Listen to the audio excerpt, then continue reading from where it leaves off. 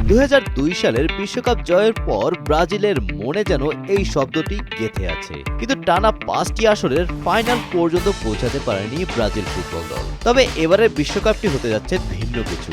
Brazil এখন শুধু ব্যক্তিকেন্দ্রিক দল নয়, যেখানে অতিরিক্ত স্কিল প্রদর্শন কিংবা স্বার্থপরের মতো খেলবে খেলোয়াড়রা, বরং ব্রাজিল এখন দলগত পাওয়ার হাউস। আর পুরো প্রকল্পের নেতৃত্বে রয়েছেন কিংবদন্তি কোচ কার্লো আনচেলত্তি। আক্রমণভাগের ব্রাজিল এখন আগের যে কোনো সময়ের চেয়ে বেশি গতিময়। ভিনিসিয়াস জুনিয়র বর্তমানে বিশ্বে অন্যতম ভয়ঙ্কর উইঙ্গার। তার ড্রিবলিং, গতি এবং বড় ম্যাচে প্রভাব তৈরি করার ক্ষমতা ব্রাজিলকে আলাদা মাত্রা দিয়েছে। অপরদিকে রদ্রিগো আক্রমণে বহুমুখী ভূমিকা রাখতে পারে। তরুণ এনরিককে ইতিমধ্যে ভবিষ্যতের সুপারস্টার বলা হয়েছে। এছাড়া রাফিনহা বার্সেলোনার হয়ে দুর্দান্ত ফর্মে রয়েছেন, আর গ্যাব্রিয়েল মার্টিনেল্লি আর্সেনালের জার্সিতে ধারাবাহিক পারফরমেন্স করে যাচ্ছেন। তবে সবচেয়ে বড় আলোচনার নাম এখনো নেইমার। ইনজুরি কাটিয়ে তিনি আবারও জাতীয় দলের গুরুত্বপূর্ণ ভূমিকায় ফিরবেন বলে ধারণা করা হচ্ছে। সৃজনশীলতা ও অভিজ্ঞতায় এখনো তিনি ব্রাজিলের অন্যতম প্রধান অস্ত্র। বেঞ্চে আবার ম্যাথিউস কুনার মতো তরুণ প্রতিভাও রয়েছে। মিডফিল্ডে ব্রাজিলের আসল শক্তি ভারসাম্য।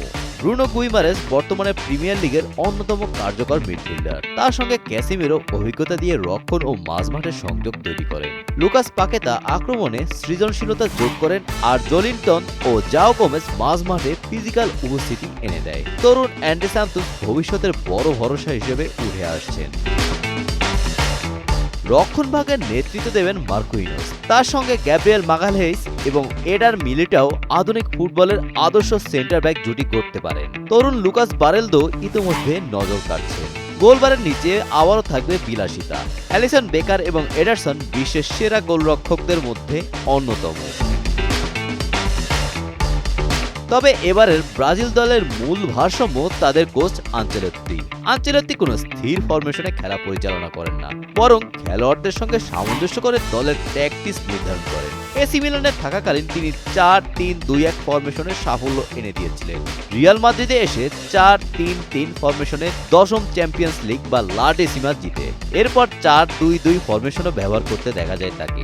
তার কৌশলের মূল ভিত্তি হচ্ছে বলের নিয়ন্ত্রণ, দ্রুত উইং আক্রমণ এবং ফরওয়ার্ডদের স্বাধীনতা দেওয়া। ভিনি ও রদ্রিগোর গতিকে কাজে লাগিয়ে দ্রুত ট্রানজিশনে প্রতিপক্ষের রক্ষণ ভাঙাই হবে ব্রাজিলের প্রধান অস্ত্র।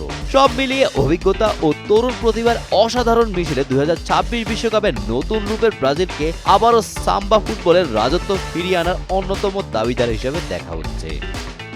Golam Rabbani, Times today.